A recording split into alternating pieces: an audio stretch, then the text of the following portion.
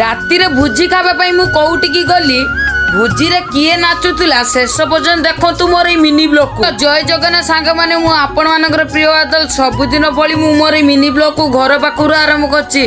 तो सकाळ सकाळ मु उठी उपमा खाई बाहरी गली एटीएम को पैसा उठेया पैसा उठे आनी घरे पहुँचली देखिली प्रबल जुसे मेघ होगा सांग को मु बसीगली लुडु खेलवाई। लुडु खेल सरिबा परे गामुछा धरी बाहरी गली गाधेबा गाधे सारी आसी घरे पहुँचली देख खाइबार आज होता भात शाग कंकड़ा झोल तरकारी खाई दुकान को बेलबुली बाहरी गली कुरकुरी आनिबा